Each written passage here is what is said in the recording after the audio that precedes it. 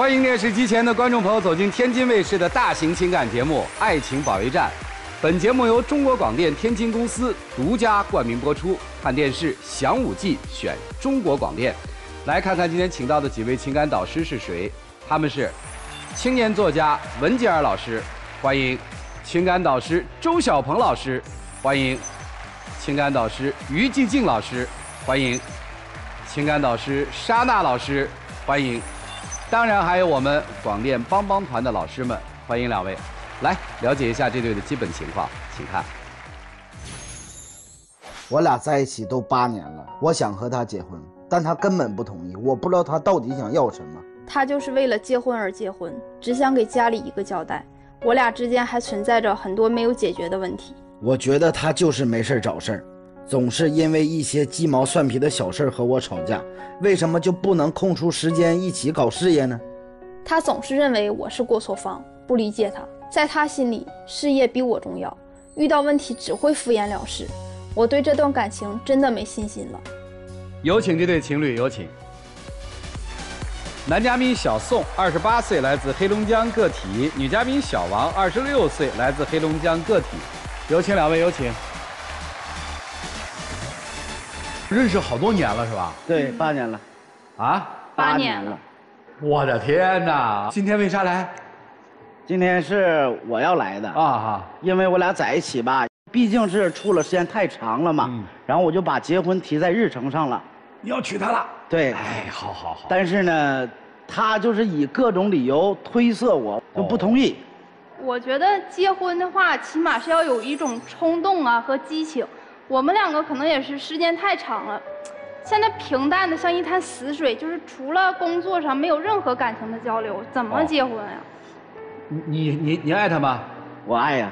你是因为年龄到了想跟人结婚，还是说你没有觉得该娶她了？就是因为毕竟说在一起也是8年了嘛，彼此的性格啊也都了解了，然后所有的事情呢一起经历了。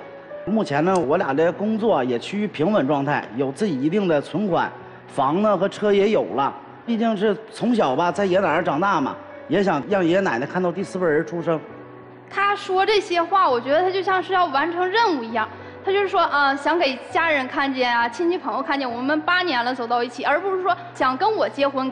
我们两个现在真的是除了工作没有任何的交流，就因为我们两个工作都在一起嘛。我觉得他就是有利用我的，好不好？说利用没有日常，我觉得他现在就是利用我。因为公司的话，就是内务相当于一直我在做，就是有我在的话，他可能会更放心一些，可以扩展其他的业务。我们1年到头就是基本都很忙吧。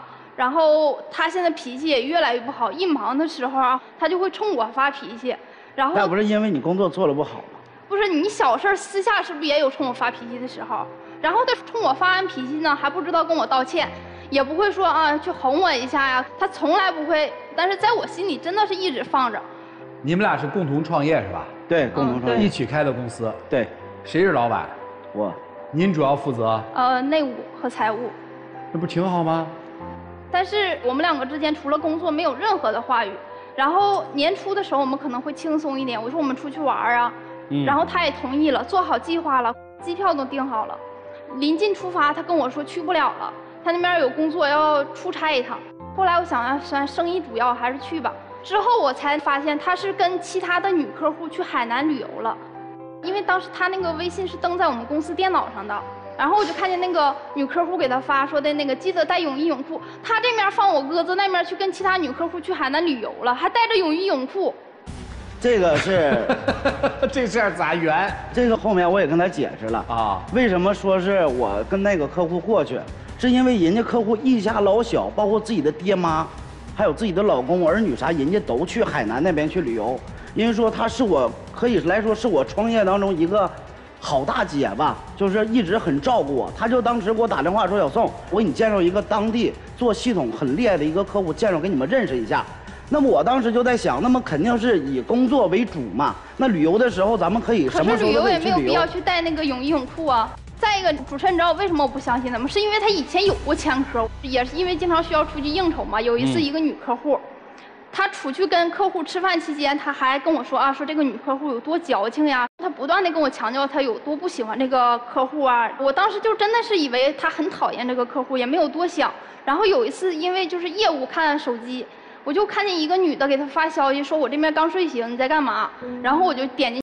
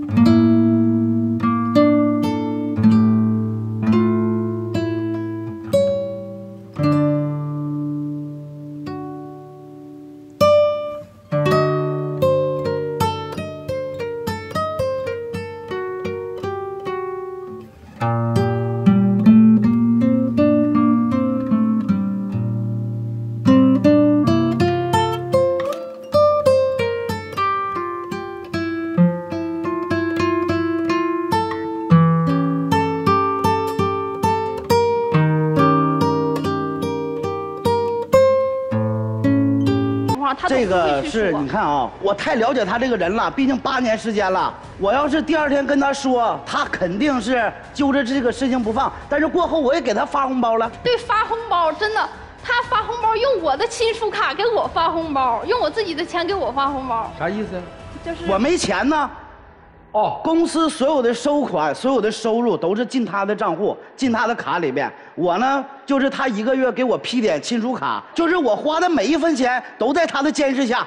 我为什么要问他这个人吧？就是挣点钱了就开始显摆。就是我们去年回家的时候，我说坐飞机回去吧，然后他不干，要开车。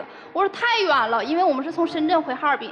我说这么远的路程开车太辛苦了，他就拗不过他呀，最后开车回去，还租了一辆车。我们开了有5、6天，车都没有停过，我们2个一直换着开，赶到过年才到家。你说到家休息一下，拉着我马不停蹄的开始拜年，就有一点亲戚他都要去提着年货啊去看人家，然后家里有老人孩子呀，无论有几个，都要包红包200、300的。然后更可气的是，他那个给那个小区保安买了2条中华烟，他就是显摆他现在挣钱了，真的是。都不知道该怎么显摆好了。远亲不如近邻嘛，我奶毕竟是马上80了，自己一个老人在家，有什么事情给保安大哥打电话，肯定第一时间到。但是男人嘛，衣锦还乡也好面，对吧？这个是肯定的，要点面子是正常的嘛。对对对。我给你爸你妈买东西，你咋不说呀？那过年给我爸我妈买东西不是应该的吗？然后跟朋友我说那个我们出去聚一下，他就不干。我说你陪我去，人家都是一对一对的，然后好不容易给他说通了。他穿了一个棉睡裤，他上面还写了几个字：见到朕为何不跪。穿了一个老头的背心儿，就跟我出去了，多气人呢！那应该是时尚款吧？它不是时尚款，这就是故意的这个中间吧？我为啥说我要这么穿啊？是因为在我俩刚开始处对象的时候，他们的那些朋友就没有瞧得起我。哦，故意穿的，你看。然后呢，在深圳别管啥车，我是租的，不是自己买的，我租个大 G 回去了。但是说我到那儿，我就为了打他们面子啊，我肯定不能给你们脸面啊，因为可是过年我们才聚到一起一次，你有必要那样吗？对我来说，而且他吃到中途一顿贬低他们，贬低完之后到中途他就离场了。我去，我感觉就已经很给你们面子了。第二个是啥？我为啥中途离场？我就感觉他们去那种地方酒吧，哎，闹闹吵吵的，我就很不喜欢。有这个时间我节省下来，我为什么不去多搞一点钱回来？多去工作，然后我就走了嘛。走了之后呢？大过年的您去哪儿搞钱去啊？又回了哈尔滨，您业务不是在深圳吗？我们这个业务是过年春节当天，整个华南地区也是可以发货了。看见没有？人家是大老板了，这是他的性格，我们看见了，有仇必报。比较要面子，特别能显摆。其实他的性格也是很那啥的呀。你像我出差，他呢为了监管我，我就是一个小犯人一样。他以他老弟放假的名头，给他老弟整过来说跟我一起出差。他俩就发微信啊，我们现在到酒店了。我去客户那里的时候啊，他现在去拜访客户了。我们晚上和客户吃饭的时候啊，他现在在跟客户吃饭。我老弟为什么跟我说？还不是因为你不跟我说吗？他现在什么都不跟我说，就是以前的时候去哪里了，发生什么事，遇见什么人，有什么好玩的，他都会跟我分享。现在呢，我一问他干嘛，我忙着呢。刚开始创业初期的时候肯定是不忙嘛。但是说现在我天天从早上一直到晚上，电话就是一直在不停的状态。你忙的连回一条消息的时间都没有吗？其实我感觉我也对你够百依百顺了吧？你相中那些包啊、化妆品呐、首饰啊，咱们也都说给你买就给你买了，对吧？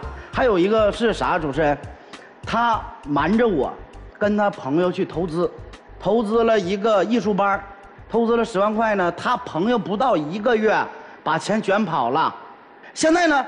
还要再去开个店，又要开一个什么手工班，隔行如隔山。你说你去做那个你是想要跟我分手吗？我怎么就能上升到分手？最开始我是学画画，我们两个去的深圳，他陪我的，然后阴差阳错才开始创业之路。然后我就是属于放弃了我那一个，陪他开始。明白。但是他现在是稳定多了，我想做点自己喜欢的事情。每天真的我经常被他还要批评，我心理压力特别大，他还不理解我。做得不好肯定要批评你。我就心想啊，我做一点自己喜欢的事情，他总这么否定我，总是这么否定，我就觉得我离开他好像什么都不行一样。我问你们公司老大几个问题行吗？辞职可以吗？他辞职不可以。为啥？因为我没说分手啊，我只是说从公司辞职。他现在根本就不可能辞职，不可能让他辞职。所以人家是你公司的核心竞争力是吧？对，因为所有的东西他这边管着我还是比较放心的。辞职不行。分手呗，分手也不行，毕竟是8年了嘛，心里边还是比较爱他。所以他就会想啊，到底这个男人是爱我，还是爱跟我在一起做的事业？我们俩到底是个合伙人还是恋人？你能回答我的问题吗？我自始至终想法就是我俩再努力一下，把公司做到另一个高度。然后呢，我也就是内心也在想说去支持他的梦想，但是说他就是一种盲目的投资。你没有回答我的问题，这到底是你的恋人还是你的合伙人？恋人。那你放他自由啊。现在，你放他自由啊，你让他去做他自己想做的。我现在就理解为什么他会开艺术培训班了。你放他自由啊。可以。确定吗？确定。干吧，姑娘。之前就真的一次一次的否定，我觉得我去干其他的。从他公司离开。干。只要他的想法，他的梦想，如果说要是能换来我俩以后的，别说，他这梦想换不来你俩以后的长治久安，他我就是想有自己的一个小工作，在这儿干的不愉快。对，本来都是为了他，然后你在这儿干是因为爱，对不对？对。你现在还爱这个胖子吗？喜欢，其实他对我挺好的，但是就是有时候不断的否定我，就是甚至他有时候否定我，否定的，我觉得好像是我离开他，我好像干不了一样。如果人家同意的话，打算什么时候结婚？越快越好。他说结婚，那你现在脾气多大，你自己不知道吗？他没事他就冲我发脾气，而且他有问题从来不和我沟通。我其实听完他们的这个事儿之后，我心里也特别的挣扎。恋爱了8年，还有合作关系，相当于吃的苦是一起吃的，享的福是一起享的。就这2个人，你觉得好像他们那个骨血都融在一起了，你怎么让他们拆？从公司来说不好拆，从情感来说就更难拆，也不行啊！你这进入到婚姻状态了，如果一个男人总是这么忽视他妻子的话，你又会很同情他的老婆。我给你做一特难的选择题，行吗？就是再嫁给他，和开一个自己的艺术培训中心，如果只能选一样的话，你会选择什么？我想开自己的手工店，但其实他为我付出不少。如果非要2选1的话，还是选他。听着我都想哭，有没有感动？有。这个问题要问你的话，你肯定是选公司了吧？其实我也会选他。你骗人！我没有，因为公司上台阶和娶她，选一个。娶她。你确定吗？确定。我没什么要问的了。8年了啊，各位老师慎重啊！一起进入丘比特问卷。小宋，你们俩在一起8年，你想说你要对你自己的人生有一个交代，进到下一个阶段，然后想要说对家里人有一个交代，但是这8年你付出了，他这8年的青春也是妥妥的付出。你不要想说最后到踏进婚姻的时候，你对所有人都有交代，你对他没有交代啊。我建议你们俩现在不要踏入婚姻。女孩，这是出于一个保护你的立场来说的话，你应该尝试一下，你离他远一点，你去做你自己想做的事情，你看他是不是真的能够像他今天在这说的那样去对待你，他是不是真的能做到可以未来作为你的臂膀，可以作为你的大后方，让你去做你自己想做的事情。因为在一段关系里面，自由生长非常重要。在你自己没有在情感里面非常舒服的一个情况之下，不要踏入婚姻，不要因为任何人催你，也不要觉得说是因为年纪到了你该交卷了，不是这样的。真正的幸福是你只要跟他在一起，你觉得一切都有希望，你觉得什么事儿都能做好，你觉得你们俩可以共同面对一切的事情。他现在就是让你自己面对，他把他的负能量都导给你，说明他还需要成长，他还没有到那个可以成为你的丈夫，他没有到这个阶段来。我跟你说，男孩，他真的很爱你，但是当他开始决定瞒着你做自己培训学校的时候，他一定有那么一瞬间想过他要离开你了。但是是什么情况？他被你逼的。他但凡跟你说出来，你会支持他，他不会偷偷去做这件事情。至于你说的什么娶她这些东西，在现阶段看来，在他现在整个身心破碎状态下，不可能的。我最近去深圳，我去做咨询，我见了很多像你们一样的年轻人，他们几乎都是夫妻店。现在年轻人特别流行一句口号：搞钱。除了搞钱，拼命搞钱。就是拼命搞钱。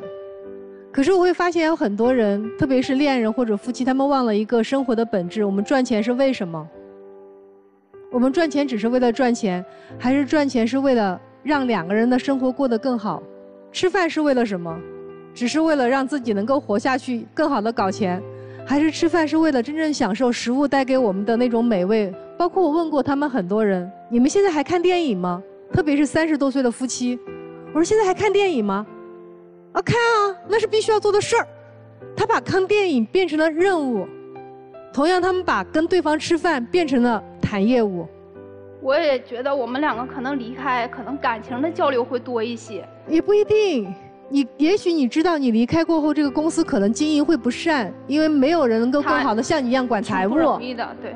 然后对他来讲，他也非常清楚，他现在要支持你，你真的能做好吗？也不一定，因为你自己内心也是犹豫不定的。所以我倒觉得，现在你们2个最应该做的事情是真正的如何先把你们的关系搞好，能够抽时间好好交流一下你们的情感，可能真的是真正的约会吃一顿饭，而不仅仅是说我们要去谈一下业务怎么发展。2个人真正能把感情稳定好，能够真正的有日子可过。所以我在想，生活的本质是什么？可能就是2个人在一起能够彼此的去关心对方，可能关心对方的身体，关心对方的压力，关心对方开不开心，关心对方累不累，可能这才是你们想要的，而不是现在你们4分5裂的，一个想要去炫耀，一个想要去逃离。所以想一想生活的本质，也许你们就能找到你们的初心，可能结婚也好，工作也好，都不是难题了。小伙子，有空装，没空爱。刚才有一个环节你说感动了，在我们听起来那是心疼。感动啥意思啊？他为这个事业为你付出那么多，感动了，但是你别忘了，其实更多的是心疼。我们都感受到了，你怎么感受不到呢？其实这姑娘真的挺好，为你付出那么多，你们在一块8年，你刚才也说了，我什么都了解，但说实话，你还真不了解，而且这种不了解是建立在你的女朋友把话说得明明白白，你还是不了解。她要的是什么？她的委屈是什么？他的痛苦是什么？你听见了，你装听不见。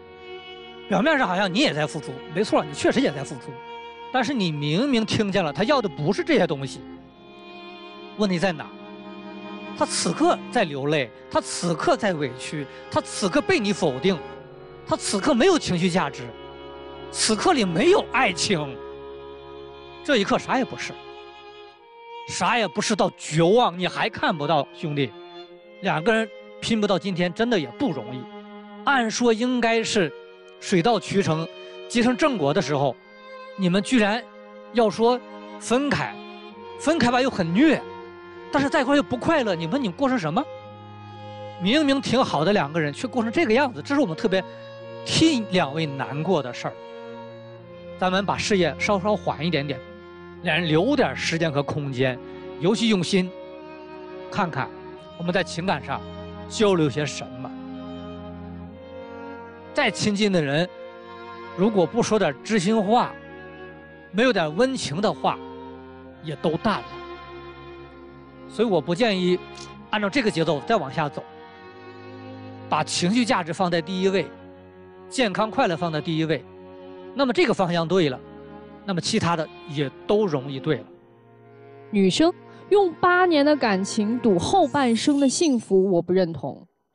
分手确实很难，因为你可能是会经历人生的地震，事业、感情都要重新开始。但是如果现在这么一滩死水，这个男人的眼里面一点儿都没有看到你的存在感和你的价值感的日子当中，你继续下去，那不就是对不起自己，在浪费时间和生命吗？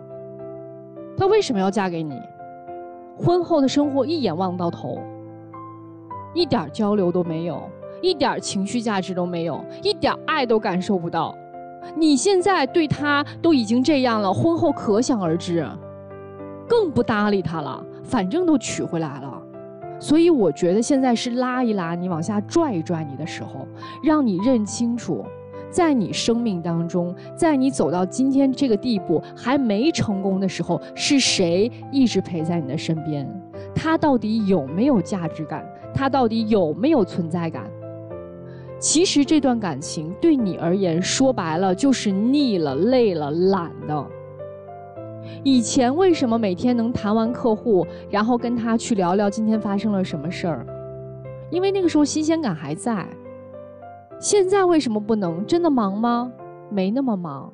应该是如果公司真的越来越稳定了，反而老板应该是轻松下来了，因为公司上轨道了。所以那个时候你就更应该有时间去跟他聊聊今天发生了什么事儿啊。我觉得他不嫁真的是对的，这个选择真的是对的，好好考虑一下，千万不要就把这个枷锁套在说，哎呀，都已经8年了，不能分啊，就分了多可惜啊。可是你才26岁，选择什么样的婚姻，就是选择了怎么样的人生。我觉得你既然有梦想，你可以去实现，可以去追求，千万不要用之前已经都投入进去的时间成本去衡量未来还没有投入的时间成本。所以我觉得现在不着急，一切都不着急，你们先停下来，不要催他逼他嫁给你，不要觉得他不嫁你就是他不爱你，或者你们的感情怎么样，你们感情确实出现问题了，现在停下来，我觉得是及时止损的一个状态。就这样。谢谢珊娜老师。来，帮帮团的老师们，我想跟这男孩说啊，你现在的状态就很膨胀，公司能发展到现在哈，就取得现在的成绩，你不是一个人的功劳，人家也是功臣，你又有什么自信可以这么去批评他、打压他、去不尊重他呢？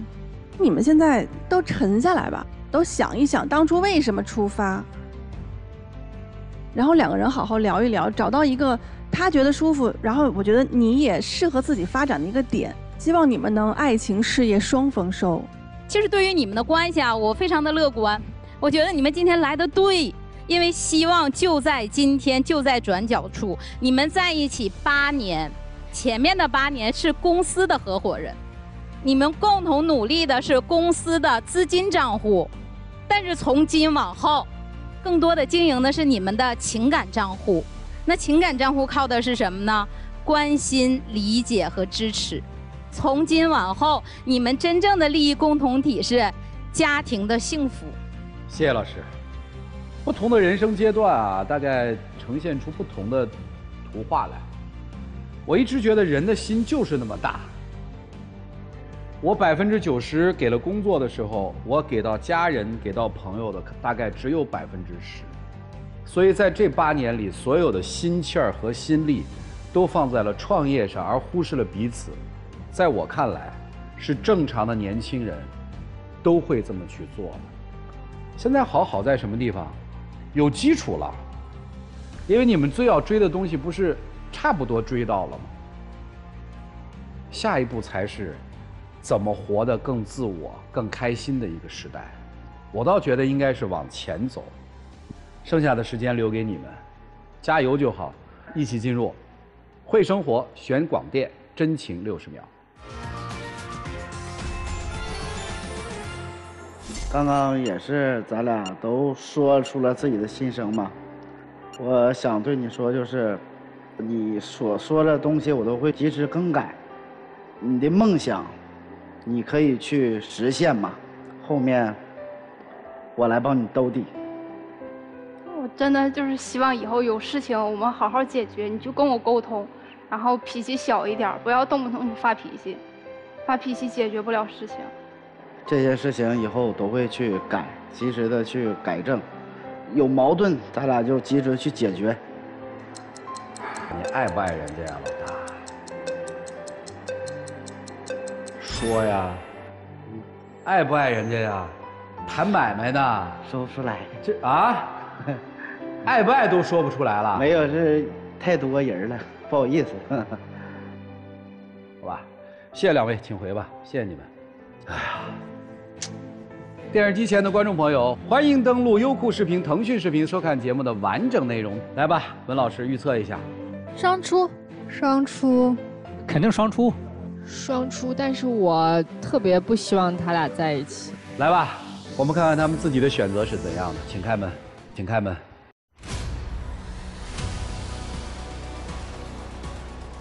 去求婚，赶紧跑！我要是你，我就拉过去求婚。我告诉你，胖子。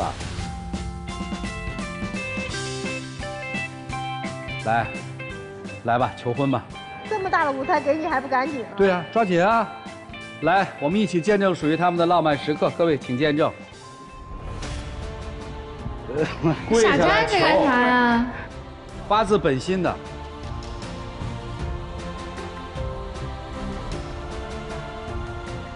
想娶她吗？想。求婚吧。不好意思。不好意思啊！这事儿你都不好意思，你还能？你想啥呢？快点吧！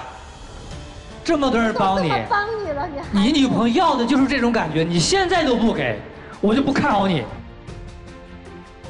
嫁给我吧。对，你可以拒绝。很真诚的哟。我再考虑考虑，看你改不改。改了。干啥了？可以我再考虑，看你表现。我给你画个戒指过来。再求啊！我把所有的以后那些臭毛病啊，和不和你沟通的那些话题啊，都给它改掉。然后呢，在工作当中吧，这多年辛苦，加给我。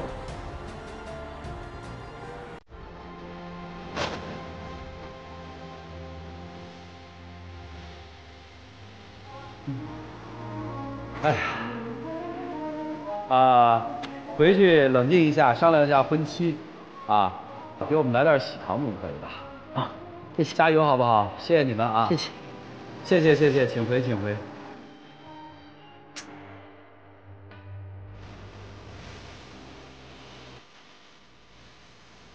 其实这姑娘挺冷静的，她没有马上答应，我觉得特别好。祝他们幸福快乐。来了解下一对嘉宾的基本情况，各位请看。我离异过，跟他在一起就是想让他成为我跟孩子的靠山，但是他现在对我们根本不上心，对这段感情也没有任何激情。我觉得他太霸道了，总是让我按照他的想法做事，还老挑我的毛病，一点也不替我着想。他口口声声说爱我，但是他根本不懂得和身边的异性保持距离，我现在很没有安全感。他太敏感了，我是真心对待他，但他却总是疑神疑鬼的，对我一点信任都没有，我真的很无奈。有请这对情侣，有请。荣先生30岁，来自吉林，外卖员；王女士30岁，来自吉林，公司职员。有请两位，有请。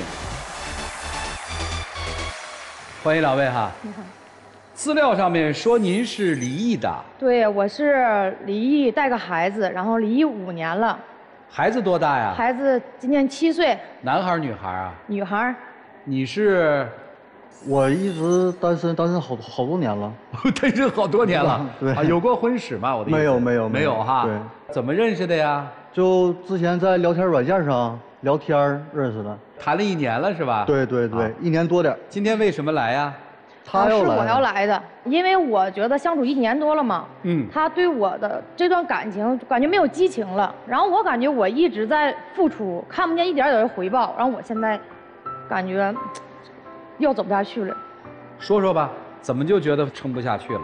因为我这不是离婚5年了嘛，然后一直是单身的状态。那这孩子比较小嘛，然后现在孩子也大了，我也想自己的事情了嘛，然后我就通过软件不认识他了嘛，我也有点私心嘛，就想找一个依靠吧。这样，我前夫总时不时的变着法的一直就欺负我们母女2个。因为离婚协议当时写的是每个月给我们女儿1000块钱的抚养费，然后现在每个月只给500，然后他还拖欠。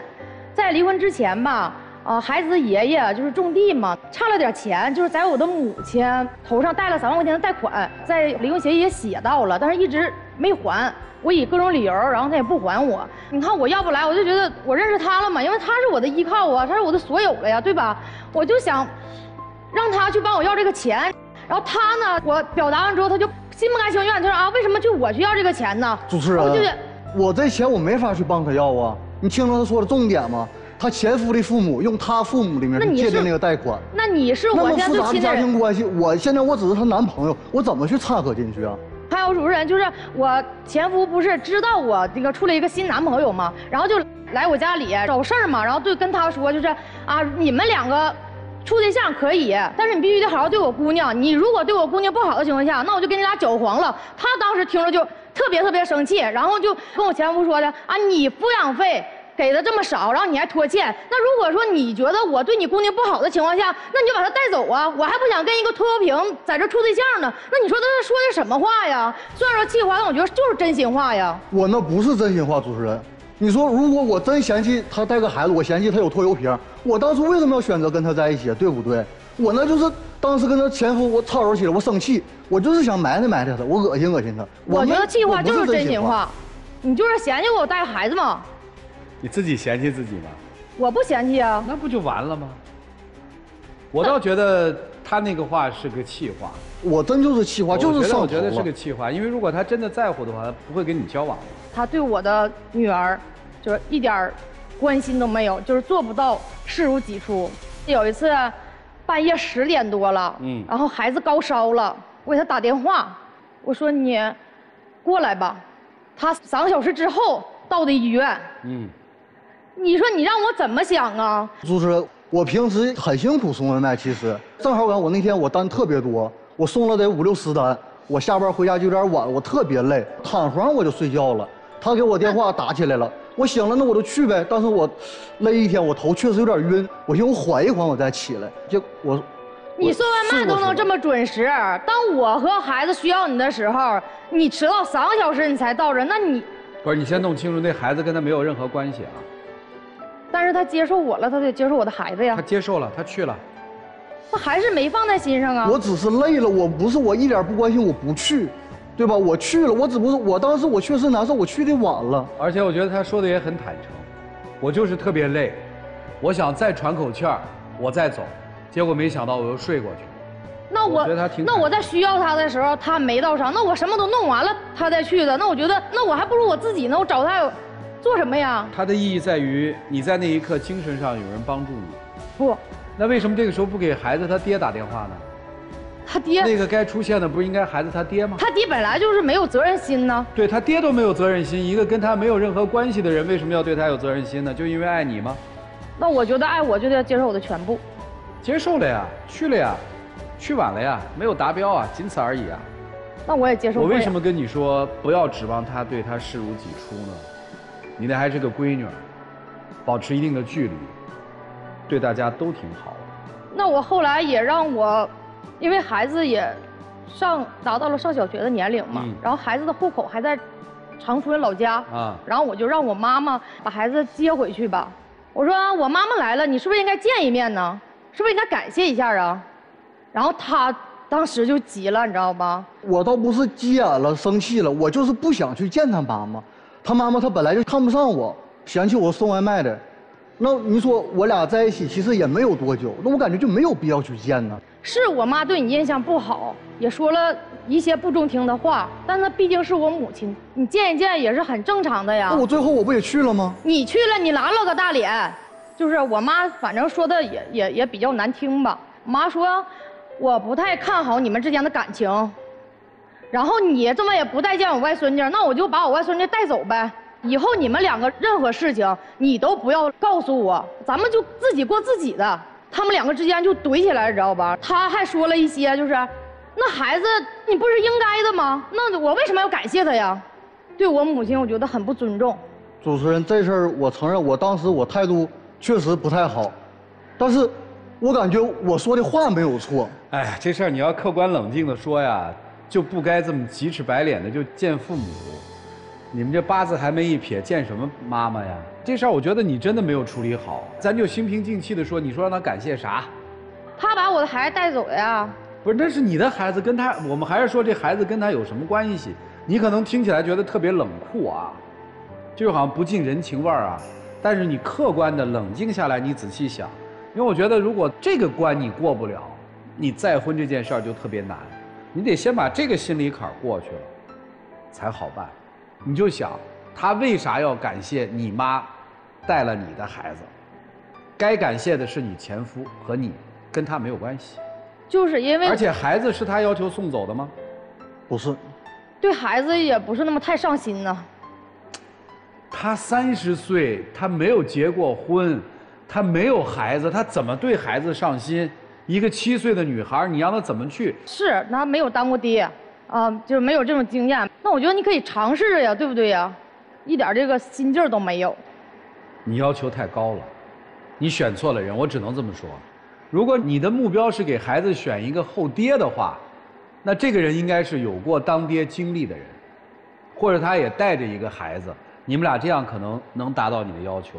你要求一个30岁都没当过爹的男人，按照你那个标准，真的挺难的。我就觉得他跟我妈妈也是比较陌生的嘛，也不怎么去接触嘛。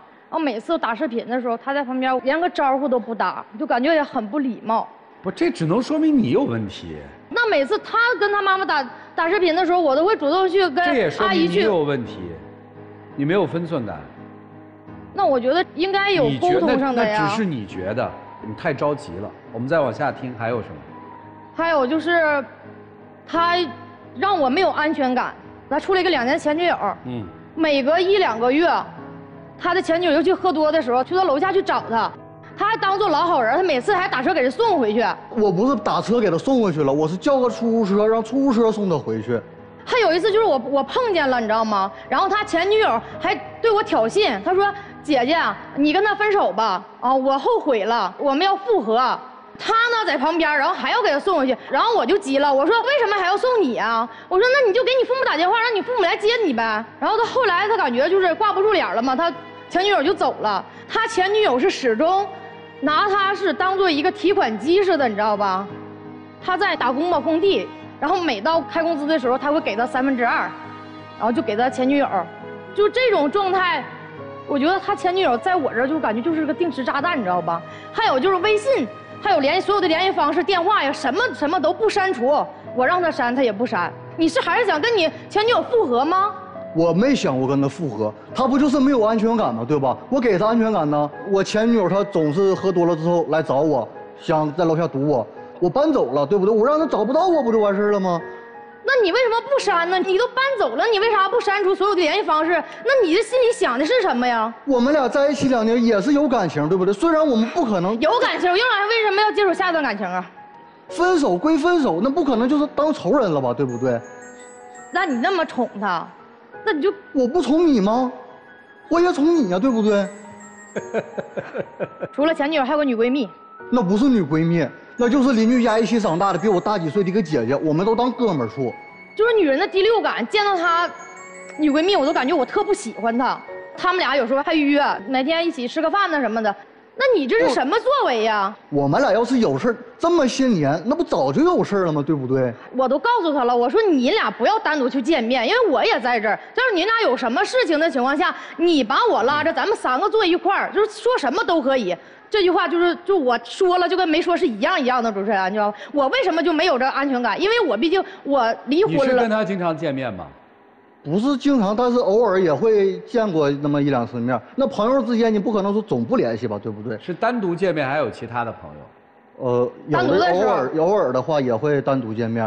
OK。我为什么我这么敏感？主持人，我前夫就是因为出轨了，我只是不想让我俩这段感情再重蹈覆辙。然后还有就是，他前一阵不是做手术吗？他手里没有钱，差点钱。他都没有跟我说，他去跟他女闺蜜去借去了。你说那你做这是什么事儿啊？那你觉得你女闺蜜比我还亲，那你就直接跟她过就好了。你什么事儿你都不跟我说。不，你说我一个男生，我是他男朋友，我跟女朋友张嘴借钱，我是做手术，那不感觉有点让人瞧不起吗？是不是？那你说，那我朋友，我哥们儿。你借我点钱，我到时候我还你就完事了。兄弟朋友之间不很正常吗？我是你最亲的那个人，你要摆清好不好啊？你有什么事你就应该跟我说呀。你就转过头，你去跟你的闺蜜。你不会有别的想法，你不会看不起我、瞧不起我，但是我会担心呢，对不对？我不想张嘴管你借钱呢。行，这闺蜜的事说完了吧？没别的了吧？还有啊，我觉得她送外卖挺辛苦的。我就认识一个西餐厅的老板娘，我说你去那里去工作吧。然后他平时也喜欢喝酒，他那个店里边有一个就是吧台可以调酒嘛。我说顺便学一学，以后即使你不在这干，你有个一技之长，你当个调酒师不也可以吗？我处处都为他去着想。然而他呢，干了1个月，调酒师什么的没学明白呢，人家跑了，你知道走了，你知道吧？他根本不是说替我接受工作，那就是借着给我找工作的名义去监视我，你知道吗？你去哪有监视你自己没有原因吗？然后那个老板娘跟我说。他平时跟前台小姑娘开玩笑，然后聊天还有一个外地的小姑娘就对他产生了好感，对他有意思，还对他表白了。别说的那么过分，行不行？那你说都在一块上班，那同事之间你唠唠嗑，那不很正常吗？对不对？你是有对象的人了，你应该拿捏这尺度的呀。哎呀，他平时还有个毛病，爱买彩票。你想一夜暴富吗？你还是在白日做梦啊你？你想买彩票分怎么买？他怎么买？你告诉我。我认识他这期间，他都花了大几千了买彩票，1年。对，我买彩票，我也不是总买，我也不是天天买，我就是偶尔我在这儿我不忙了，正好我路过，是吧？我进去我打几张，那你说我中了，哎，那是不更好？我还能挣点小钱。那你说我就没中，10几块钱、20几块钱，那我花就花了，我当做公益了，不也挺好吗？那我就觉得你这一点就是你还赶不上我前夫，我前夫还知道踏踏实实的呢。那你就想一夜暴富？我每天我也在工作呀。我也知道他想通过就是，不是你想多了。你发现没有？其实你已经越位了，哎，你已经开始管理这个小伙子了。我有话我想问他，你看中了他什么？就是感觉东北女人性子比较直，说话不拐弯抹角啊。东北女人那么多呢，但是就是有眼缘呗，聊聊天就聊得也特别合适，聊得来。就是我们俩没事还愿意唱唱歌什么的啊，就是有点共同兴趣爱好啊，唠嗑也能唠一块去。现在呢？现在凑合吧，凑合了啊。你看中他什么嘞？倒是我觉得挺符合我的审美标准的，平时也挺细心的吧。有的时候我们出去旅游呀，我晕车嘛，然后会给我备些什么。晕车药呀什么的。好，明白了。今天来，如果我没有记错的话，是觉得你付出了很多，他没给你回馈，你想分手。对。他想跟你分手，你愿意吗？其实不太愿意。哦，不想分是吧？对。其实分手私下里分了就行了，肯定还有舍不得，所以才来这儿。我心里有好多不舍吧，然后想听听导师们的意见。懂了，老师们，你们看看该怎么办吧。让我们一起进入丘比特问卷。他才30岁，这个男孩子他为什么要承担这些东西？好恐怖啊！你上来用的所有的词藻都让人觉得非常的压抑。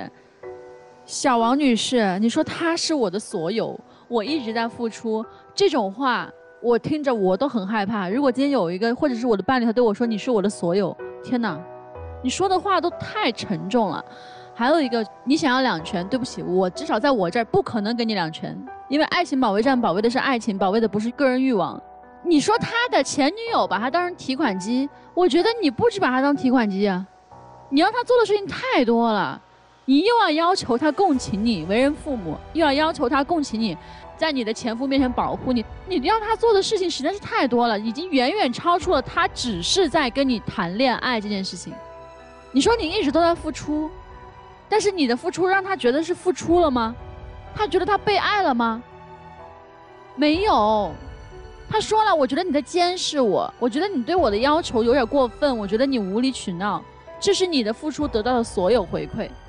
但我觉得我的方向应该是对的，我不想让他那么辛苦什么之类的呀。不是方向的问题，是你的一切的作为都不是为了让你们2个好，只是让你更好。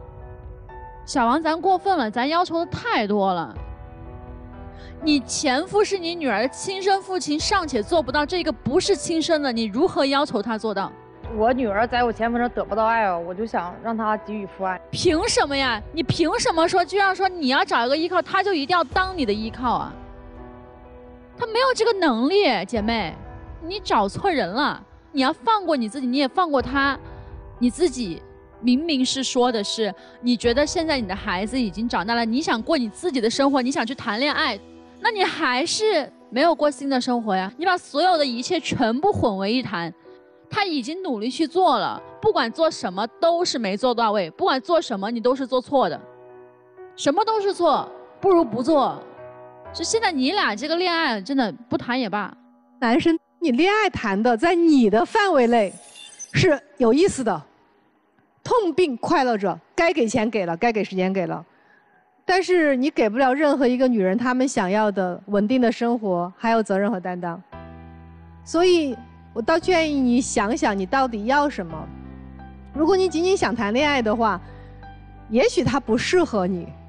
其实对于女生来讲一样的，结婚对象你是选错了，但恋爱对象你选对了。他真的能给你恋爱的感觉，你只要不对他有任何跟婚姻相关的责任要求都可以。婚姻相关的责任要求是什么？照顾孩子，他没有，做不到。你所说的责任和他所说的责任就不一样。他所有的人都是朋友，我都可以以哥们儿相处，无论男女，大家都是朋友。朋友有钱了我借，我没钱我找朋友借，特别好的恋爱玩伴。我已经过了恋爱的时，但是你选的这个对象，他就是一个拿来恋爱玩的人，他没有你想要的婚姻的责任担当。什么未来要跟丈母娘寒暄啊，他做不到。所以你现在不妨想想，你真的想要结婚，还是你觉得你就想谈个恋爱？如果你仅仅只想谈恋爱，开心一把的话，他可以，你别对他有那么多要求。但是对于我来讲，至少我作为一个局外人，我听到的就是你真的想要一个家了，但你不知道怎么去经营一个家。但是你真的想玩，你没有想要家，你就不要去霍霍他了。我先说一下女方吧，你要的东西要不到，因为你不配。这个配不是骂人，因为配的东西呢，它是自动的就会回到你身边，不配的东西要也要不来，要不来怎么办呢？还要努力，然后就会出现用力过猛，作了开始。首先我们想一想，我们自己的配得感是什么？我们有没有那份温柔？有没有那份情感的价值给到对方？有没有那样的魅力让对方魂不守舍？一定是，当你拥有的时候，自然就会得到；当你歇斯底里呐喊的时候，都是你不配得的。要么就是要错了方向，或者就干脆不该要，也就别作，折腾谁呢？自个累吧。不要像一个枯萎的花朵里要曾经的芳香，它本来就没有，怎么努力都没有。女朋友难受了，你是怎么想的？如果你想跟人家结婚的话，丈母娘说两句难听的话，我也能忍，因为我爱她。老师，其实你别解释，我只能说，你爱的还不够。所以啊，如果你没有打算和他走入婚姻，没有这个计划，如果你没有那么深爱他，请你离开他。有一天他会更疯狂，管你要一些你根本给不了的东西。我完全不同意于老师的观点啊！我并不觉得爱情可以无所不能和伟大到一，他妈妈出言不逊对他，他就不还嘴；二，他的女儿病了，然后他前夫都不到场，他要赶过去。爱情没那么伟大，你也没那么重要。千万不要再助长他的这个气焰了。他现在就觉得他什么都是错的，他对他什么都是应该的，并不是。这个世界上不是所有人对你的爱是应该的，人家不欠你的，凭什么呀？孩子的亲爹都不尽的责任和义务，你让一个跟他毫无血缘关系的男人去尽，你怎么想的呀？因为我跟前夫也没有任何的联系，他也不看我女儿，所以就不联系。所以呀，一个亲爹尚且如此，你怎么要求他？你刚才那个话有一话让我特别生气，说啊，你这样你还不如我前夫呢，我前夫都踏实肯干，踏实肯干，1个月1000块钱的抚养费才给一半啊！有你这么损别人的吗？你特别的双标，你知道吗？面对你妈、你女儿和你前夫的时候，甚至是你前夫，你都不说一个不字，到他这儿什么都不对。先是你妈妈对他出言不逊，他和你没有结婚，那就是女朋友的妈妈是我尊重，我去了，我都已经去了，你妈妈还是一副瞧不起我的样子，怎么了？你为什么不说你妈妈？你为什么要要求我？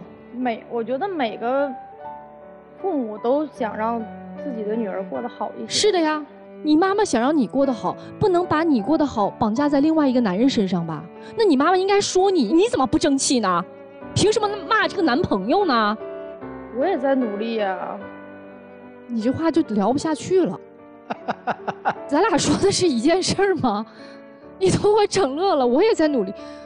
我的意思是，他的意思是说，比如说我是你的母亲的话，我一定会说，你有问题，你怎么找了这么一个，是你的问题，我不会说别人的，不是说你没努力，他是对内而不是对外的一个批评项。所以我说的你的双标，就是你对自己所有有血缘关系的要求都是非常非常低的，他们做什么都是对的，但是他不是，你对他的要求非常之高。你对他的要求甚至超过了你对你前夫的要求，我不知道你咋想的。真的，我要是他，我一句话怼回去。你没有办法对我的孩子做到视入己出，是那个亲爹尚且如此，你怎么要求我呀？所以，我就跟你说一句话：你如果再次想要选择一段感情的话，就是纯纯粹粹因为我喜欢你，你喜欢我，而不掺杂所有说我要把我的人生、我的孩子、我的父母以及我曾经受过的情伤都绑架在你的身上，让你来承担我整个人生，那样会压得任何人都喘不过来气，甚至都会把你推开的。谢谢珊娜老师，来帮猫团的老师们，我想跟男孩说掉头走吧，就麻利儿的立马的，因为他是在背着他的人设、他的过往在跟你交往，而现在慢慢的，你不觉得他要把所有的烂摊子都压在你的身上吗？他找你是要找一个救生圈，而你的这个救生圈，其实女孩她只能承担你的2个人的分量了，多一个都承受不了，而且你在这个过程中还不断的用自己的这些奇怪的思维方式把这个救生圈扎，现在完了。他力不从心了，他连你都承受不了了，所以我就劝你掉头走，这不是你能 hold 住的一个局面，好吧？作为广电帮帮团，我帮帮这个女孩子吧。我希望你认清一点是，你们现在是恋爱关系，恋爱就恋爱，不就谈个恋爱吗？不要用婚姻的标准去绑架他。如果你想再婚的话，咱不心存幻想。你别说恋爱承载不了你今天要的这些，你婚姻也承载不了啊。你的需求是什么？第一需求叫医生，要帮我疗愈第一段婚姻当中我受的伤。第二，讨债公司，帮我问我的前夫，把我前夫的父亲借我父母的钱给我追要回来。第三，我要一个特别好的男保姆，而且要投入情感的，对我闺女好的。这可不是一段婚姻能承载的。你先想清楚。让我们一起进入会生活选广电真情60秒。其实听了导师们说这些话吧，我觉得我有做的不对的地方，然后需要改进的地方吧。但是他们说的也许是对的吧，你只适合谈恋爱，不适合婚姻。也许你会遇到一个更好的吧。我现在我也比较迷茫，我也不知道我们未来到底该怎么才能走下去。你掌控我，你占有欲你太强了。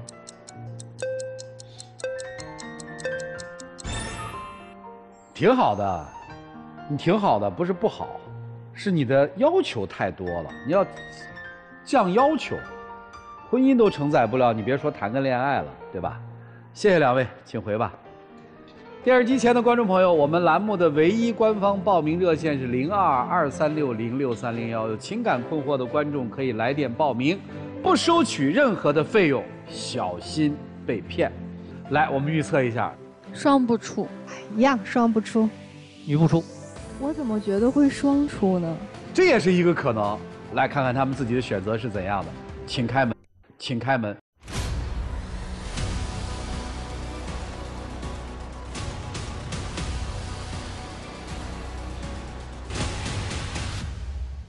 散了也好，按照各自的追求，再去重新开启。祝他们能够找到属于他们自己的真正的爱情。本节目由中国广电天津公司独家冠名播出。看电视享5季，选中国广电。谢谢老师们给我们做的精彩的人生分享，也要感谢电视机前观众朋友的收看和陪伴。我们下期节目再见，谢谢大家。